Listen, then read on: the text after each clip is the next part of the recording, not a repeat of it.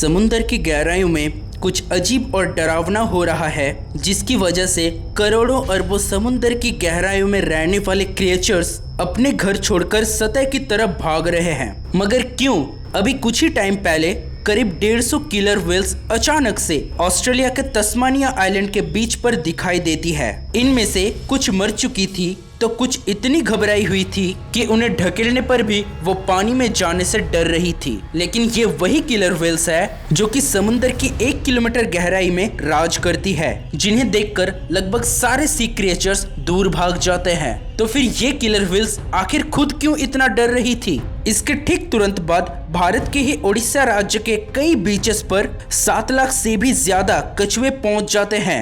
लेकिन हैरान कर देने वाली बात तो ये है कि ये सारे कछुए ऐसी प्रजाति के थे जो कि मैक्सिको के पास समुद्र की 150 मीटर की गहराई में रहते हैं। तो फिर ये कछुए आखिर 9000 किलोमीटर की सफर करके उड़ीसा तक क्यों आए? ठीक इसी तरह केरला में भी हजारों मछलियां समुद्र किनारे पहुंच जाती है, जहां तड़प तड़प कर उनकी मौत तक हो जाती है, लेकिन फिर भी वो समुद्र वापस नहीं जाते। और आपने मैक्सिको की ये वीडियो तो देखा ही होगा, जिसमें मैक्सिको के बीच पर एक अजीबोगरीब क्रिएचर्स को देखा जाता है। 6 मीटर लंबी इस मछली का शरीर रबर जैसा था और इसकी स्किन डायमंड जैसी चमक रही थी। ये कोई नॉर्मल फिश नहीं बल्कि डीप सी ओरफिश थी, जो कि इतनी आसानी से किनारे पर नहीं आती। लेकिन इस वक्त दुनिया के कई देशों में समुद्र के तट पर ओरफिश की डेड बॉडीज मिल रही है और प्राचीन मान्यता के मुताबिक ओरफिश का किनारे पर आना दुनिया की तरफ बढ़ती एक बड़ी तबाही का संकेत माना जाता है। तो क्या फिर इसके पीछे लेवियाथन का हाथ तो नहीं? जी हाँ, वही डीप सी में छुपा हुआ समुद्री राक्षस, जिसे लेकर ये कहा जाता है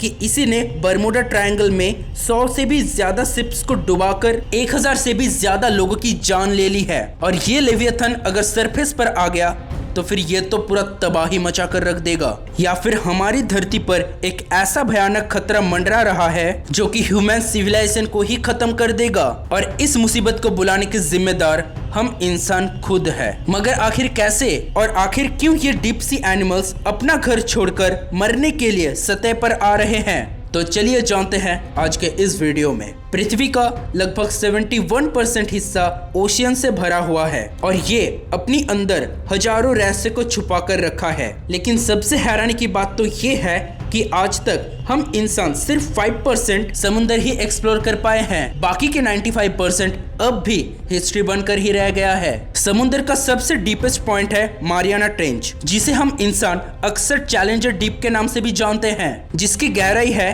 करीब 11000 मीटर। मतलब अगर माउंट एवरेस्ट को इसमें डाल दिया जाए तो वो पूरा डूब जाएगा। इतनी गहराई में 1% सनलाइट भी नहीं पहुंच पाती, जहां चारों तरफ अंधेरी दुनिया और प्रेशर इतना ज्यादा है कि 1 सेकंड का अंदर ही पूरे इंसान शरीर का चिथड़े उड़ जाएंगे। और इसी हर्श एनवायरनमेंट में रहते हैं कुछ ऐसे अजीब और खतरनाक जानवर जिन्हें देखकर आपको अपने आंखों पर भरोसा भी नहीं होगा, जैसे कि डीप सी एंगलर फिश। ये एक ऐसी मछली है जो अपने सिर पर एक छोटी सी चमकने वाली लाइट रखती है, जिसे देखकर अक्सर छोटी मछलियां इसकी तरफ अट्रैक्ट होती है और मौका मिलते ही ये उन्हें कच्चा निगल जाता है।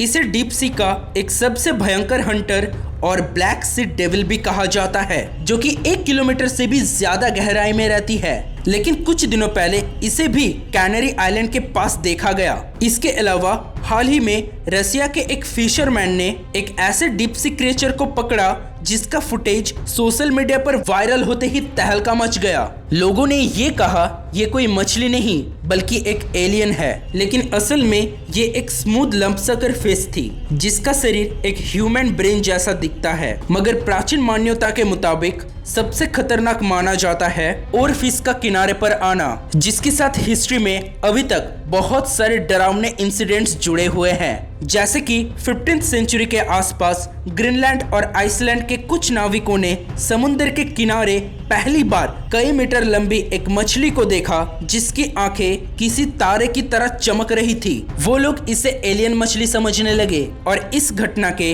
बस कुछ ही दिनों बाद वहां एक ऐसा समुद्री तूफान आया जिसने दर्जनों जहाजों के साथ हजारों लोगों को पानी में डुबाकर मार दिया। फिर ईयर 1855 में जापान के कुछ फिशरमैन ने सी सरफेस पर चांदी की तरह चमकती हुई ओरफिस को देखा, जिसके बस कुछ ही दिनों बाद टोक्यो में एक ऐसा भयंकर भूकंप आया जिसने पूरे शहर को तबाह कर दिया। तब से लेकर आज तक जापान के लोग ये मानते हैं कि जब समुद्र के देवता नाराज होता है तो वो तबाही मचाने से पहले वार्निंग देने के लिए इन मछलियों को सतह पर भेजता है। मगर अफसोस, उन्हें इसके पीछे का डरावने रीजन पता नहीं था। ठीक इसी तरह फरवरी 2011 में जापान के कई बीचेस पर दर्जनों ओरफिस दिखाई दी जिन्होंने सतह पर आकर अपनी जान दे दी थी, जिसके बस कुछ ही दिनों बाद 11 मार्च 2011 को जापान में दुनिया के इतिहास की सबसे बड़ी सुनामी आई जो कि 20,000 लोगों की जान ले लेती है, 10 लाख लोगों को बेघर कर देती है और कई बड़े बड़े शहरों को तबाह करके लगभग 230 अरब डॉलर का नुकसान भी कर देती है। और इस टाइम मैक्सिको से लेकर जापान तक और भी कई सारे देशों में ओरफिस को किनारे पर आते देखा गया है। ऐसे में कई लोगों का ये मानना है कि अब जो नेचुरल डिजास्टर आने वाला है वो दुनिया के किसी एक देश या फिर कंटिनेंट तक ही सीमित नहीं रहेगा, बल्कि पूरी पृथ्वी पर एक भयंकर तबाही मचाएगा। लेकिन फिर अचानक से ये डीप सी क्रिएचर्स सतह पर क्यों आ रहे हैं? तो इसका जवाब अगर हम साइंटिफिक तरीके से देखें तो इसके जिम्मेदार हम इंसान खुद हैं। हमारी ही वजह से समुद्र पर राज करने वाली किलर व्हेल्स अब पानी के अंदर रहने से डर रही है।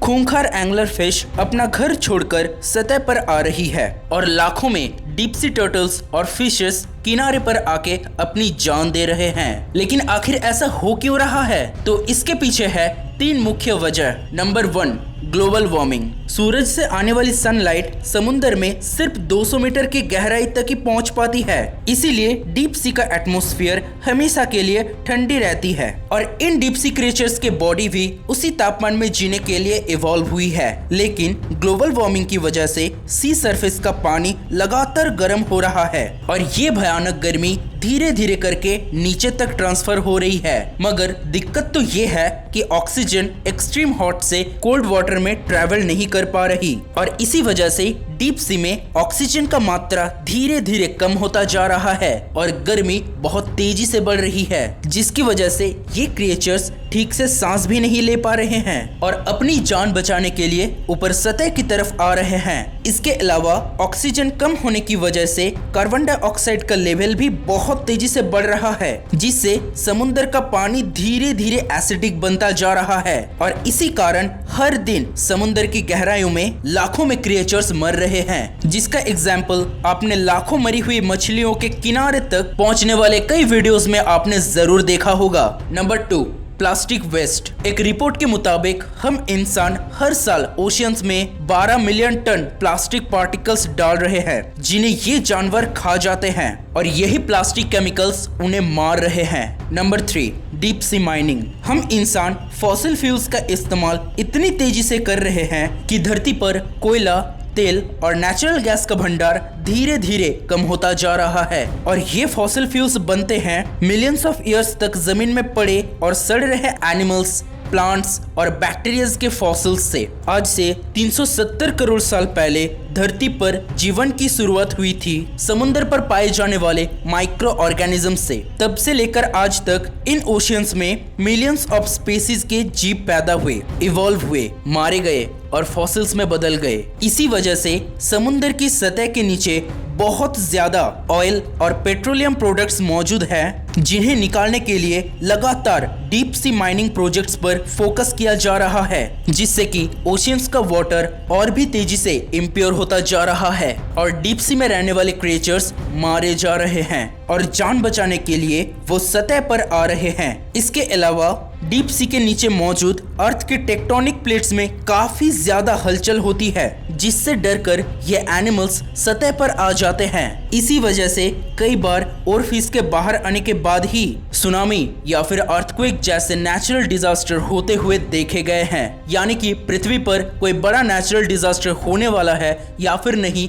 ये तो टाइम ही बताएगा। लेकिन उसकी झलक कुछ ही टाइम पहले हमें म्यांमार में आए 7.7 मैग्नीट्यूड के अर्थक्वेक में जरूर दिखी है, जिसमें पूरी कंट्री तबाह हो गई। ये तो हुई साइंस की बात, लेकिन प्राचीन मान्यताओं में यकीन करने वाले लोगों का ये कहना है कि ये सब हो रहा है लिवायथन की वजह से। दरअसल प्राचीन मान्यताओं में लिवायथन एक ऐसा डीप सी मॉन्स्टर था जिसे डीप सी ओशियन का राजा माना जाता था। कहा जाता है कि उसी ने आज तक बर्मुडा ट्रायंगल में 100 से भी ज्यादा शिप्स को डुबाया और 1000 से भी ज्यादा लोगों की जान ले ली है। इस समुद्री राक्षस का जिक्र कई एंशिएंट लिटरेचर में भी किया गया है, जैसे कि बाइबल के JOB 41 में गॉड ने लिवायथन का जिक्र करते हुए ये कहा है कि वो इतना बड़ा सी मॉन्स्टर है जिसे कोई कंट्रोल नहीं कर सकता। उसकी सांस से आग निकलती है और आंखें अंगारों की तरह जलती है। एक दिन लॉर्ड अपने पावरफुल स्वॉर्ड से लिवायथन को नष्ट करेगा, उस विशाल समुद्री सांप को जो कुंडली मार के रहता है। इसके अलावा जेविस ग्रैंथन में भी इस सांप को विशाल समुद्री राक्षस कहा गया है। लेकिन अभी रिसेंटली गूगल अर्थ से कुछ वीडियोस एंड फोटोज वायरल हो रही थी जिसमें ओशियन के बीचों बीच एक ऐसा स्ट्रेंज शेप दिखाई देता है जिसे लोगों ने सी मॉन्स्टर लिवायथन कहकर सोशल मीडिया पर काफी ज्यादा वायरल किया था, क्योंकि ये शेप ठीक वैसा ही था जैसे लिवायथन को पौराणिक ग्रंथों में मेंशन किया गया था। हालांकि साइंस इसे एक मिथिकल क्रिएचर मानता है, लेकिन अगर लिवायथन असल में होगा और ग्लोबल वार्मिंग की वजह से जाग गया होगा तो क्या हम इंसान उसके सामने लड़ने के लिए तैयार है? तो क्या हम इंसान खुद अपने सर्वनाश का कारण बनेंगे या फिर अब भी इस अपकमिंग डिजास्टर को रोका जा सकता है? अपना ओपिनियन कमेंट्स में बताइए। अगर इस डॉक्यूमेंट्री से आपको नया कुछ जानने को मिला देन इस वीडियो को लाइक करें और शेयर कीजिए, और ऐसे इंटरेस्टिंग वीडियोस के लिए हमारे चैनल को सब्सक्राइब करके बेल आइकन को ऑन कर दीजिए। मिलते हैं एक और ऐसा ही चौंका देने वाले वीडियो के साथ। तब तक के लिए जय हिंद, जय भारत।